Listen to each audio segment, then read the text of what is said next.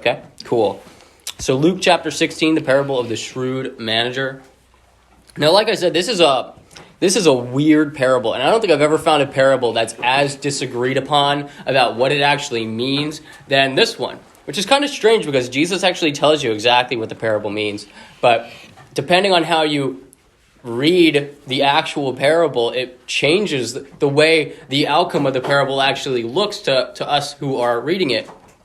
So I spent a lot of time working on it. I did a lot of research. I listened to all sorts of people try to explain this weird parable, and I think after we read it, you'll kind of understand why this shrewd manager parable is so strange. So before we read it, let's just pray, and then we'll kind of go into why it's so weird. All right, dear God, we thank you for this weird parable that you gave us, something that we can really just mull over and think about in a lot of ways that might not make any sense to us, but when we actually read it and apply it to our lives, we find that it is full of very rich and deep meanings that we can use for every situation in our life. And we pray that we can just apply it to our hearts, apply it to our minds, and use the wisdom that is found here in our own lives. Amen. Amen. So one of the reasons why this parable is so weird is because usually when you have a parable of Jesus, you have a God character or a Jesus character or a good guy in general. Like maybe there's a good guy and a bad guy, right? There's usually that. Like if you remember the prodigal son parable, you have the good son, right? And then the really bad son, and then the God character who is the father, right? So usually the parables are set good versus bad, but there's also a type of parable called the lesser to the greater. Right? So this is a parable of the lesser to the greater. And the reason why it's such a weird parable is because there's actually no good character. There's no one in this parable who is clean, right? There's no one in the parable who does the right thing. Everyone is kind of in it for their own good. Nobody's really out there trying to help others. They're just in it for themselves. Okay. So as we read through it, just kind of know that you're not looking for anyone who's good. You're supposed to learn from the bad, okay? So that's why some people have a problem with this parable. They're like, why is Jesus using a bad example to teach us a moral lesson? Seems kind of strange, but that's exactly what he does. So let's read it. Chapter 16, Gospel of Luke. Jesus told his disciples, there was a rich man whose manager was accused of wasting his possessions. So he called him in and asked him, what is this I hear about you?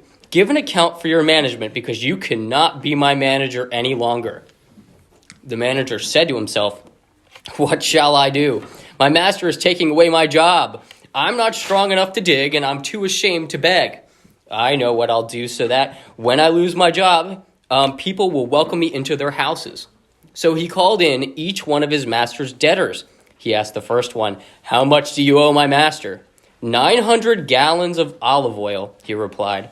The manager told him, take your bill, sit down quickly, and make it 450. Then he asked the second, and how much do you owe? 1,000 bushels of wheat, he replied. He told him, take your bill and make it 800. The master commended the dishonest manager because he had acted shrewdly. For the people of this world are more shrewd in dealing with their own kind than are the people of light. I tell you, use your worldly wealth to gain friends for yourselves, so that when it is gone, you will be welcomed into eternal dwellings. Whoever can be trusted with very little can also be trusted with much, and whoever is dishonest with very little will also be dishonest with much. So if you have not been trustworthy in handling worldly wealth, who will trust you with true riches? And if you have not been trustworthy with someone else's property, who will give you property of your own? No one can serve two masters. Either you will hate the one and love the other, or you will be devoted to the one and despise the other. You cannot serve both God and money. The Pharisees who loved money heard all this and were sneering at Jesus. Okay, so at the beginning of the parable, we see Jesus says he's just speaking to his disciples. Right? But we know from verse 14 that Pharisees and the scribes were probably also listening in. So this is typical. Jesus is always followed by many people, a lot of people who don't agree with him, who just want to be there basically to scoff at him and to sneer at him. Okay? So just keep that in mind as we're going through this parable, that Jesus knows that these Pharisees and scribes are there also. But he is specifically teaching his disciples here. Okay. So let's go through it. Verse 1, we have the rich man who has a manager who he finds out is not a good manager, who's squandering his possessions, right? So if you aren't really aware of the relationship that these two have, right, this isn't like an employment. It's more of like a servant who is placed in charge of a large portion of his property and even can sign documents in his name, can buy property, can do whatever he wants, right? He's living in his master's house. He owns his master's property, essentially, and he's able to use his master's property to buy things, to accumulate more wealth, to buy livestock. He's able to do anything. So imagine he's like an investment banker or a hedge fund manager, but even more so, he basically lives in his manager's house, in his master's house. So it's almost like on a deeper level than that. And he manages much of his wealth. He instead of managing just stocks and assets, he owns his livestock, and he uses his master's credit card to buy himself meals, right? So this guy, he really owns his master's wealth. And this is common, right? His master's probably very wealthy. He probably has lots of people around the country who own plots of land that he has, and they are owners of his property in the same way. They're managing his wealth in the same way. So this guy's probably very wealthy. He's got lots of managers. So he finds out from one of his managers that he's squandering his possessions. He's squandering it. He's doing a really bad job of taking care of the wealth that he placed in charge of this man, right? So what does he do? He says, hey, what is this I hear about you? What is it? Your actions are, the Greek word is actually diabolical. Where we get the word diabolical, it's the root of that, diabolical. So he's being diabolical in his actions, right? He's hearing this diabolical report about this person, and he's saying, the things that you're doing are not good. Give an account for what you have done, because you can't be a manager for me any longer. So he's telling him essentially, you're fired. You're fired. You're not living in my house anymore. You're not swiping my credit card any longer. You're out, right? Now, the weird thing is he doesn't kind of just like send him out right away, right? He says, give an account for what you have done, right? So he's sending him basically back to his own land and being like, hey, you're going to settle the accounts. Go figure out all the things that you messed up and settle those accounts, right? Which is weird, right? Because why would you do that? If you have ever known someone who's gotten fired, if you know someone who's been fired from a job before, you don't see them being very productive or very honest after they've been fired, right? They know they're out the door. This actually happened to me. I didn't get fired. I actually got hired in place of someone who got fired, and I had to settle the mess they made. They hired me at Teva Pharmaceutical. They hired me because they started doing some layoffs, and then everyone's like, well, we're going to get fired, so we're all just going to mess everything up. We already know that our building's getting sold, and they're going to outsource. So they got really angry, and a bunch of the HR department left. But before they left, they messed up a lot of things. They deleted this huge Excel sheet, whatever, it doesn't matter. I don't want to get into it, but they did a lot of really bad things, and we got hired to fix the problem, right? So, and my manager actually knew that after we finished our job, she was going to get fired. So she actually came in one day and told us, hey guys, don't work for like 3 or 4 months because I'm pregnant right now. I want to get my paychecks as long as I can until I give birth. So don't do any work for 3 months. Okay? None. Don't do any. Maybe you can get it all done, but don't tell me you did it yet. Okay? Because once your job's done, I'm fired. So she was like making sure that, she's just doing a bad job. And that's exactly what this master is not realizing, that once you fire someone, chances are they're not going to do a very good job anymore. And sure enough, that's exactly what happens. So if we look, the manager, verse 3, the manager said to himself, what shall I do? What shall I do? My master is taking away my job. And when he loses his job, right, he's kicked out of the house. He has no money anymore. He has no reputation anymore because, he may have been a high esteemed white collar worker, investment banker at one point. But now everyone in town knows that this guy's a bad manager. Don't hire him again, right? So he's out of a job. He's got nothing left, right? So this is what he does. He says, I know what I'm going to do, right? If he comes up with some idea, but before he does, he starts complaining. He says, I'm not strong enough to dig. I'm not strong enough to dig, right? I'm too good for manual labor. I'm not going to do that. I'm too ashamed to beg, right? I'm too proud to be a beggar. Imagine you're on Wall Street, investment banker. You lose your job, and now you're sitting at the bottom of your own investment bank that you work with. Now you're begging, right? That you got too much pride for that. You're above that, right? So this is exactly the mentality this guy has. He's too proud to do that. And, he's been sitting at a desk too long, playing too many video games. He's not strong enough to dig anymore, right? He's got no muscle, right? So this is the situation this guy's in, right? He can't do anything else. All he knows how to do is be a manager of someone else's wealth. That's all he knows, right? So he calls his master's debtors in. Verse 4, he says, I know what I'll do so that when I lose my job here, people will welcome me into their houses. Interesting idea. What is he trying to do here? Because before he lost his job, his future was well secured, right? He's living in a wealthy man's house. He's got the biggest, fattest checkbook that you could possibly have. He's got all this wealth at his disposal. His future is secured. He can live a nice life his whole life. But after he loses his job, his future's not secure. So he has to hatch a plan on how to re-secure his future.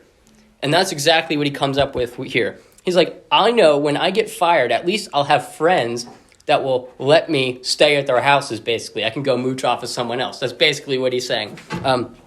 So verse 5, he said, so he calls in each one of his master's debtor, and he asks the first, how much do you owe my master? Some of your Bibles probably say 100 measures, right? Okay, they say 100 measures of olive oil. That's a lot of olive oil. If you don't know, 900 gallons of olive oil. Do you know how long it... Yeah. I just 800, like just 800 flat. Just 800 olive oil? Yeah, 800 gallons. Oh, okay. Yeah, so the range is about like 800, 900. Yeah, so all of this is mostly estimations. But yeah, so 900 gallons is what mine says. So about 3,000 liters. Or 30 tons of wheat, right? So there's this kind of like, there's a bunch of different measurings, whatever. So he's got 900 gallons of olive oil, 100 measures of olive oil. Do you know how much that is? Do you know how long it takes to get that much? Today, with all of our machinery, not that long. But to do it manually. Have you ever seen how they make olive oil? The old way, the traditional way? You squeeze them, right? Yeah. You take them, you hand pick them. You get a whole bunch of workers to hand pick these things. It's about 450 olive trees worth of olives, right? So this is insane amounts of labor hours, insane amounts of land and trees and labor hours and the amount of time to actually put all those things in a press and turn the press with a donkey or something like that. This takes a long time. This is a huge debt this guy owes this guy's master. And he says, take your bill, sit down quickly, and change it to 50. 50% discount. Ooh, that's great, right? You owe someone 100 measures of olive oil. He's giving you a 50% discount. That's great. I'll sign my name right here. Don't worry about it. I don't care about what happens next. I don't care that you're going to leverage this over my head later. This is a big debt. That's great. I'm more than happy to not ask any questions, right? I'll just take the discount and go. Now, is the person's like allowing this discount going to want to ask any questions about why he's getting a discount? No, right. You just take that money and go. You take that money and you run, right? And you notice his language. He says, sit down quickly. Sit down quickly. Have you ever met like a swindler before? Like if you go to a city, sometimes maybe they're playing that game where they have like the 3 cups, right? And they spin. Those guys are fast. They're all about speed. They're all about distractions. Don't think too much about this. Just play the game. Play with me. Play the game.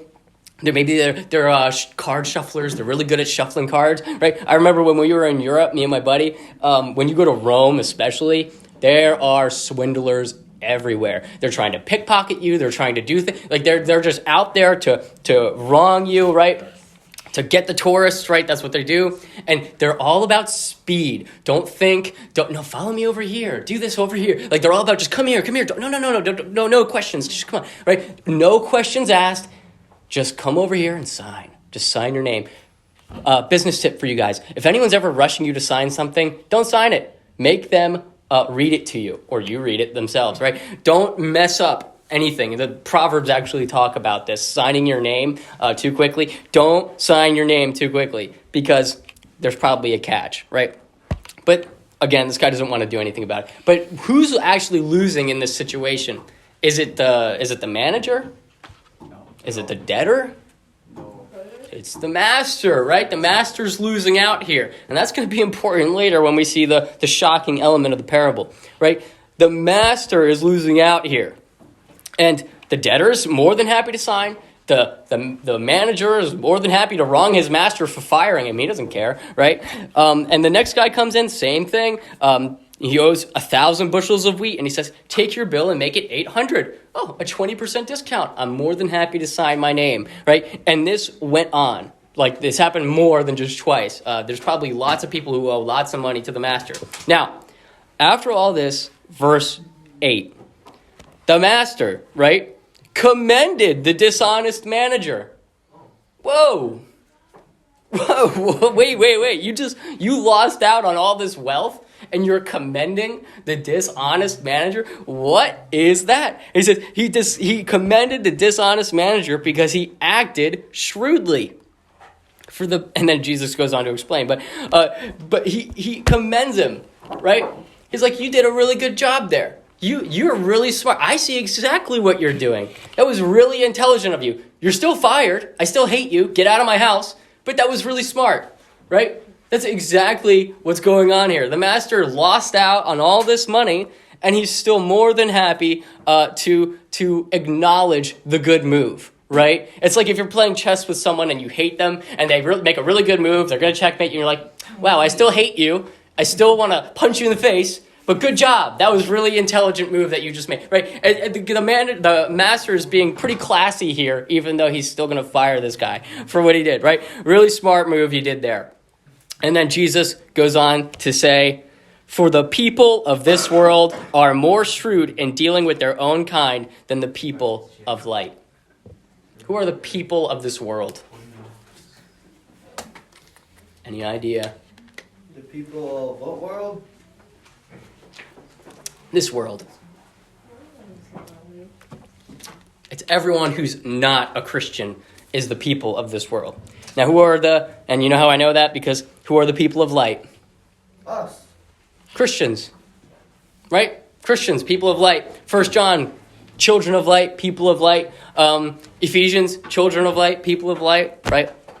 So the people of the light are Christians. And Jesus is saying, Christians, I'm talking to you. You should be learning from this parable.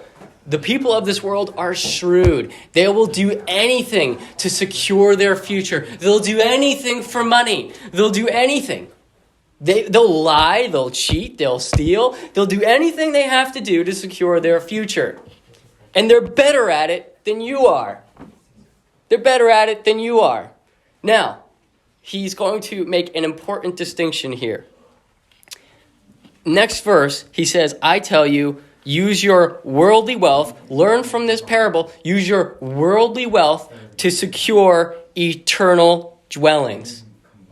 Eternal dwellings. Verse 9, he says, I tell you, use your worldly wealth to gain friends for yourselves so that when it is gone, you will be welcomed into eternal dwellings. Some say, when it fails, you will be welcomed into eternal dwellings.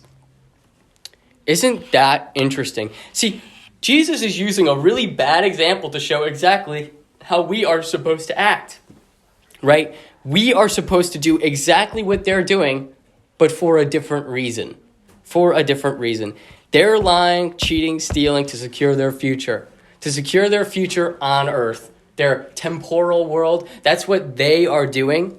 We are supposed to use our worldly wealth to gain friends on earth, so that we may save them, and then they will welcome us into eternal dwellings, right? This guy tried to earn friends on earth by giving them discounts so that they would allow him to live in their homes. He's like, remember that deal I made with you? Remember that discount I gave you? You should repay me now. Honor system, right? Middle East, it's all about honor. I gave you a favor. You have to give me a favor, right? That's how it works. He did it to everyone. So if he stays for a year at one house, well, he's got a year at another house, right? He's got the rest of his life figured out. Jesus is saying we should do the same thing, but our aim should be eternal dwellings, storing up our treasure in heaven. This guy's storing up his treasure on earth. We're supposed to be doing the same thing, but storing our treasures in heaven, right? Because if you use whatever means that you have, right? Say God has blessed you with just a little bit, right? Maybe he gave you a certain talent, right? Maybe you're musically gifted. Guys, pay attention. You're musically gifted, okay? Some of you, Joseph, I'm looking at you. I know you to play.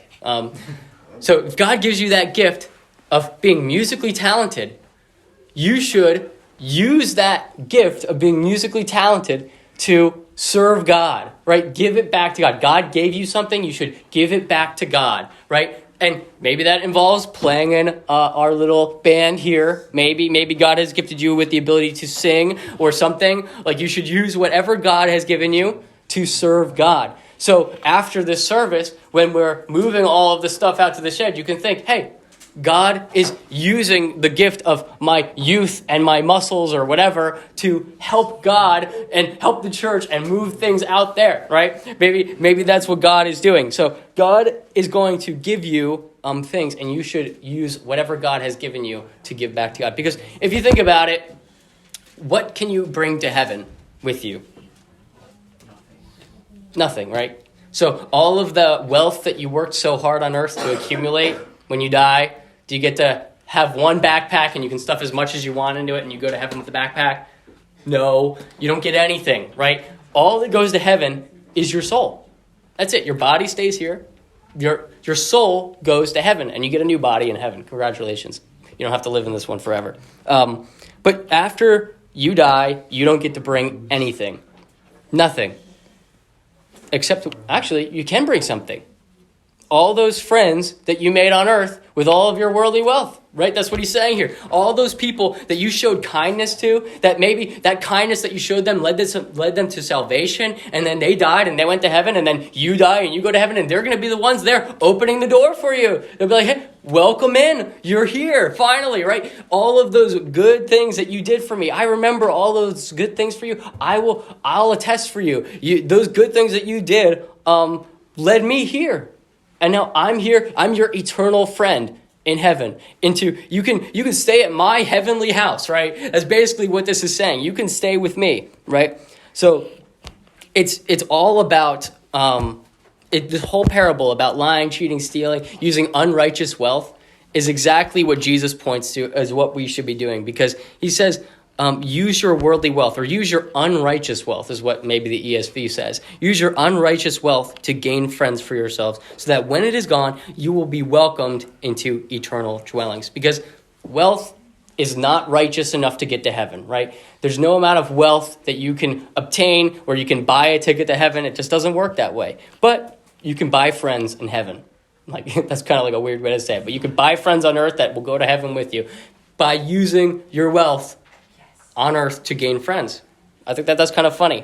Now, a lot of people have problems with Jesus using this parable as a way to make this point, but I think that it makes the point very well. He's saying, look how shrewd they are, look how cunning they are, look how good they are at using their assets to secure their future. Look at how good they are at doing it.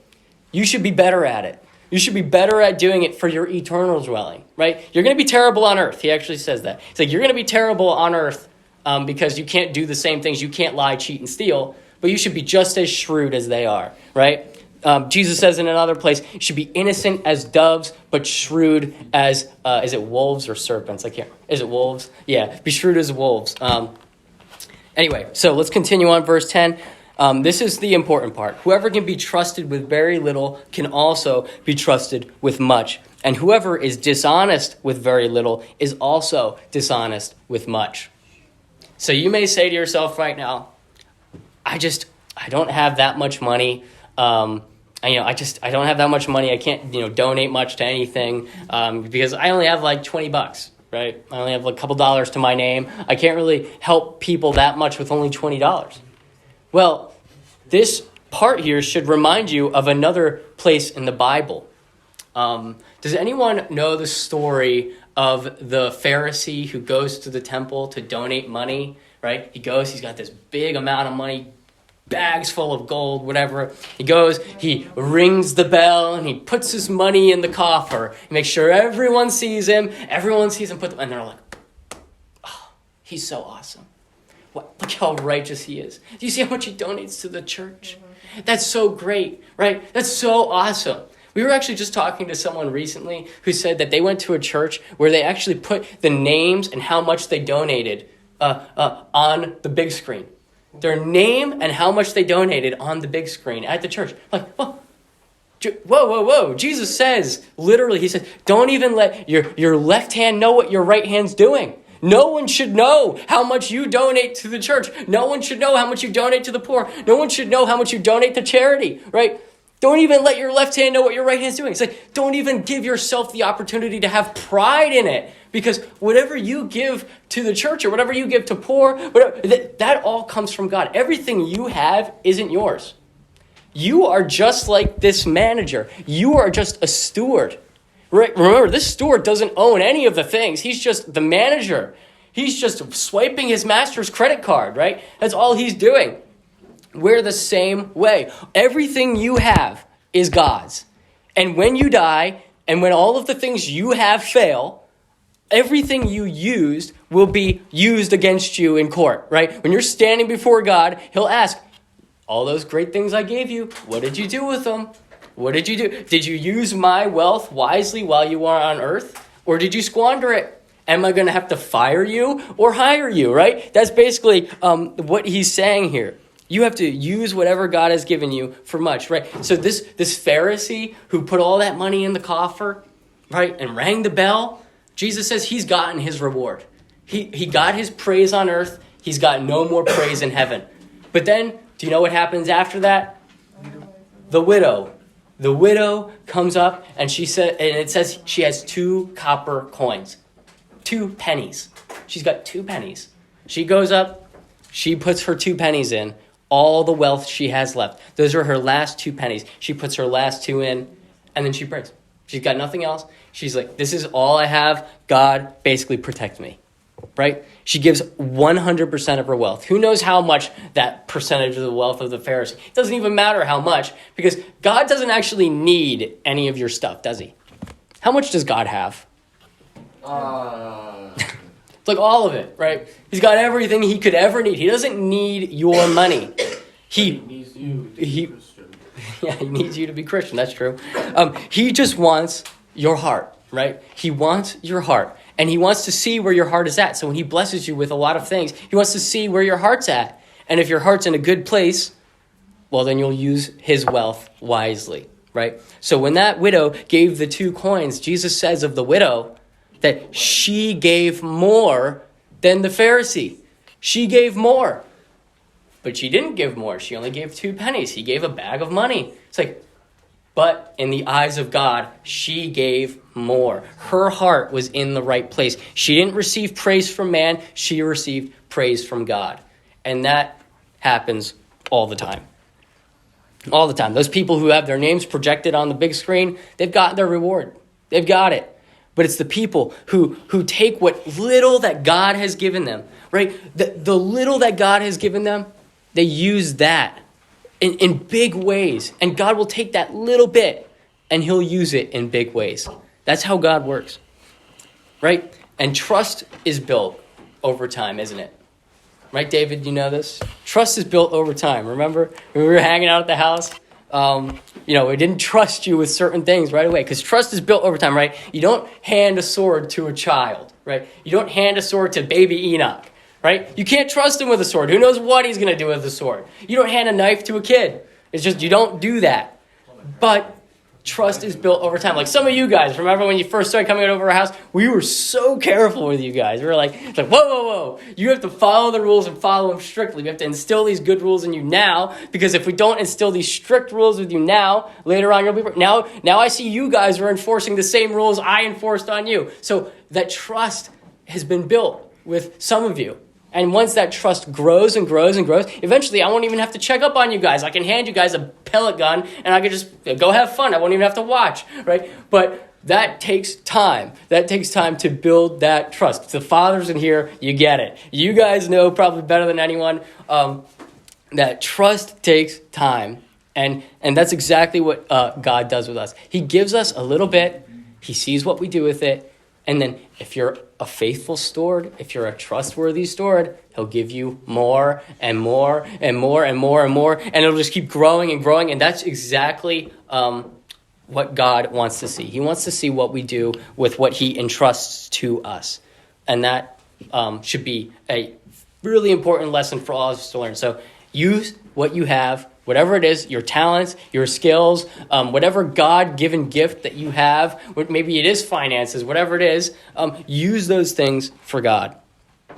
Okay.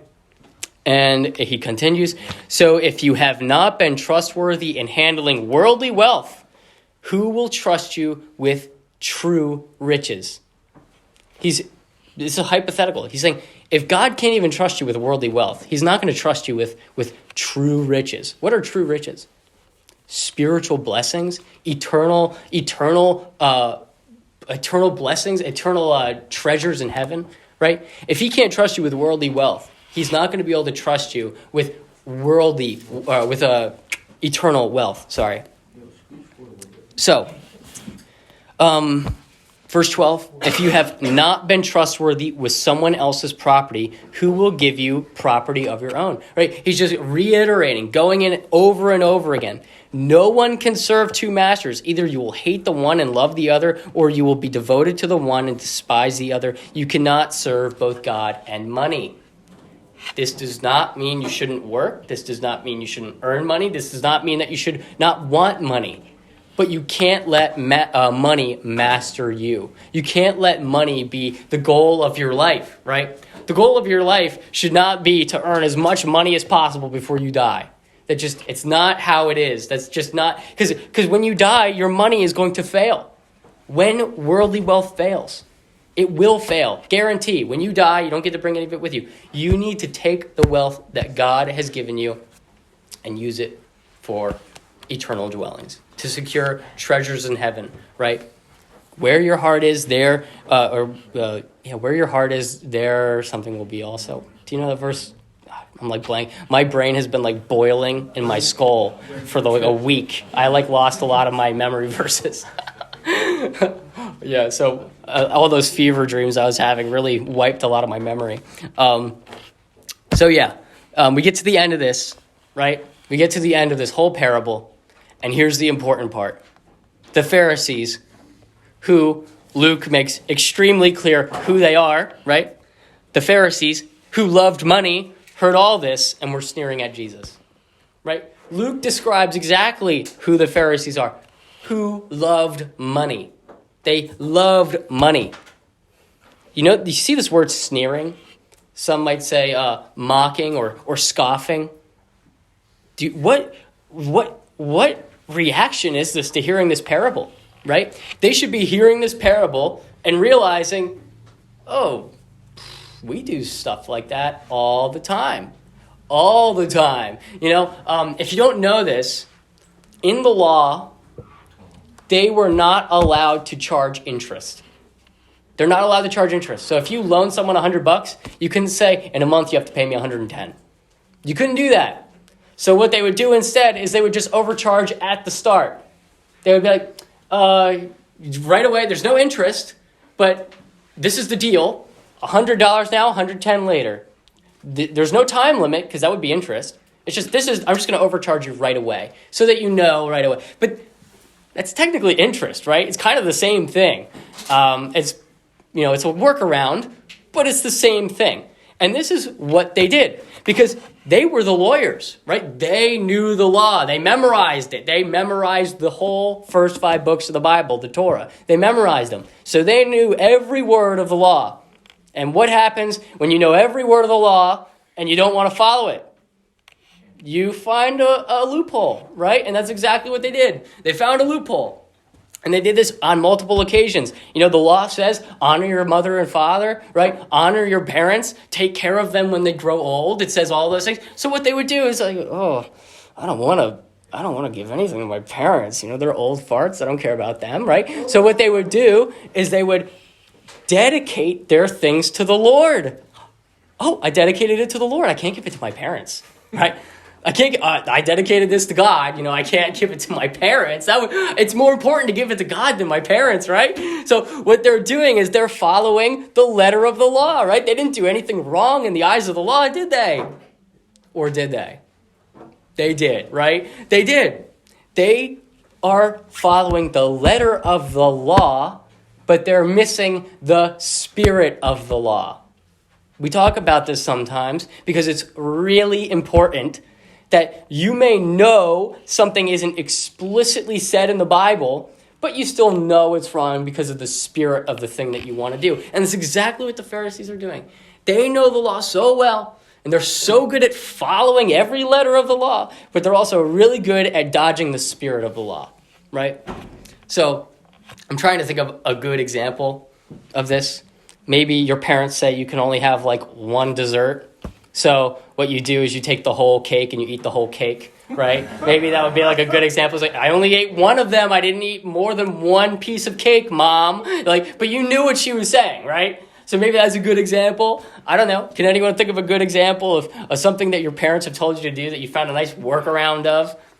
I used to if my mom said no, I'd just go ask my dad. My dad would be like, yeah, sure, whatever. So that happens all the time. My dad's busy working. I'd go bother him, right? So I knew what the letter of the law. My mom said, no, that's the letter of the law. No. But I'll go ask my dad. And he'll say, yeah, sure, whatever. So you see what I mean? This is what we do as people. And this kind of goes right back to what Jesus said. No one can serve two masters. He's like, your master's money, so you'll do anything you can to get money, even if it means finding loopholes in the law. And what's the spirit of the law? Do you know what the spirit of the law is? No. No? Wow. Jesus tells us what the spirit of the law is, right? Love your neighbor, love God. He says all of the law and all of the prophets. He said the whole Old Testament, right? If you take this whole part of the Bible, can be summarized in love God and love your neighbor. The whole thing. And they're missing that in these little loopholes, right? They're missing it. They threw it out the window. It's I don't need to love my parents. I'm loving God. Ha! I got that. I got it. I got the loophole. I don't need to love my neighbor by not charging interest. I'll just charge him more at the beginning, right? So they're dodging the whole point. The whole point of the law. Love God, love your neighbor. You can take any commandment in the Old Testament and find a way where it fits into one of those two things, right? And they're dodging it. So they're serving only one master. And by serving money, they're despising God. And that's exactly what this is. No one can serve two masters. Either you will hate the one and love the other, right? They hate God because they love money. And the vice versa. If you love God, you will hate money, or you'll not, make it your master. So, does that make sense? Now, this interesting word, sneering, scoffing, mocking. They're mocking Jesus. In this situation, what other situation did the Pharisees sneer at Jesus? Did they stick up their nose and mock Jesus? Any other idea when that happened in the Gospel of Luke toward the end? In the Gospel, that same word is used when they are mocking and sneering at and scoffing him on the cross. That same word. They kept the same mentality from beginning to end. Beginning to end. That from the beginning of Jesus' teaching, they were scoffing and mocking him all the way until he's hanging on the cross. And who's the ones who orchestrated it all? They were. They were the ones who were trying to find a way to kill him. They did it. And yet, even through all of their mocking, Jesus is still trying to give them parable after parable. It's like, guys, just look at the parable. Do you see what's going on here? This is all you, right? How do you get through that parable and not see yourself? They should be seeing themselves in it. And yet, they don't. So we as Christians are supposed to take the wealth that God has given us and use it for others. And in fact, in 1 John, it actually says, if anyone, I think this is in This is in James. It says, if anyone has material possessions and sees a brother or sister in need, but has no pity on them, how can the love of God be in that person? Dear children, let us not love with words or speech, but with actions and in truth. That one's in James. No, sorry, 1 John. The one in James is different. Let us not love with words or speech, but with actions and in truth. Very important. So what are the takeaway messages? Don't love money. Use whatever God has given you to earn friends on earth so that you'll have more friends in heaven. Who doesn't want more friends in heaven? You're going to be in there a long time. You're going to want a lot of friends, okay? You need a lot of friends in heaven. And again, what you do with little will also be exactly what you do with a lot. I remember when I was younger, I never gave to anyone. I mowed my lawns. I made a bunch of money mowing lawns, and I'm like, I need to save my money so that I can buy a better tractor, and then when I have a better tractor, I'll be able to mow more lawns, and I'll have more money, and then when I have more money, then I'll start giving to people. Well, guess what? I never gave any money to anyone.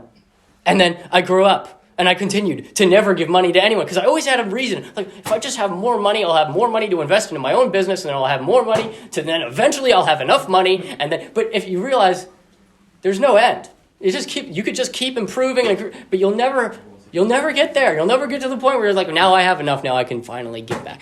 So I grew up my whole life. I went through in college. I went through all this time, and then I was working at Teford. I was still not giving to anyone. I was still just saving my own money, right? And then I realized after I'm like, wow, I've gone a really long time, and I've never given anything back to God, have I? Right? And this is the trap that most of us fall into. You just think, oh, I just don't have enough yet, and once I have enough, then I will. But you have to catch yourself.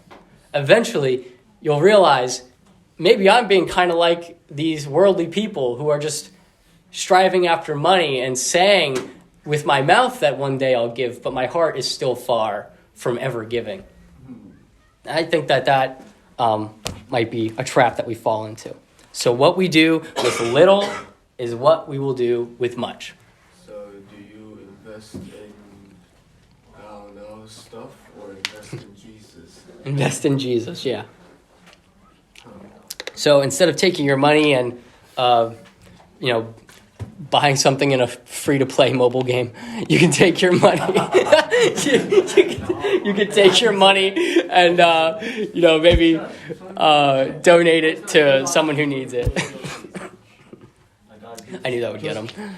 All right. So this whole idea of just giving money, we can be a begrudging giver, right? You can just give money or give your time or do something and be a begrudging giver. And that's easy to do. It's easy to think, like, I worked so hard for this. Why do I have to give it away? Well, that's an easy thing to fall into.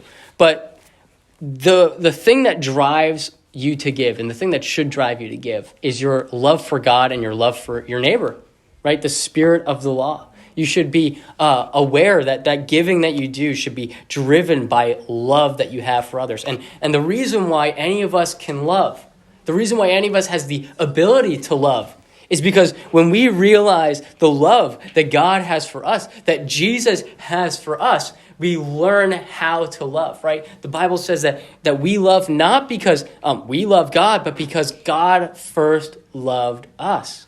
Because God first loved us, he became a ransom for the world, right? When he died on that cross for our sins, we feel the weight of his love, right? To lay down his life for us, we feel that love and it teaches us to love, right? It's a lot easier to learn to love by watching someone love, by learning from example than it is to just be told to love, right? It's a lot easier to see your parents love each other and to show you through example how to love each other rather than them just telling you, love your siblings.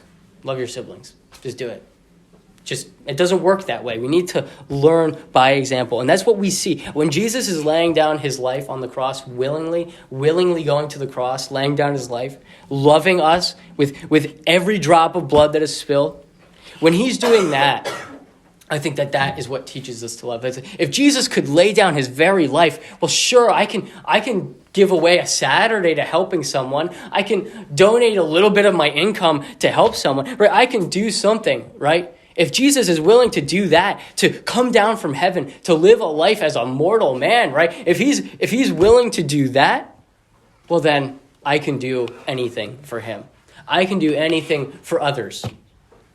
And that is what motivates us to love. Not because we love, but because God loved us first. For God so loved the world that he gave his one and only Son, that whomsoever would believe in him would not perish, but have everlasting life.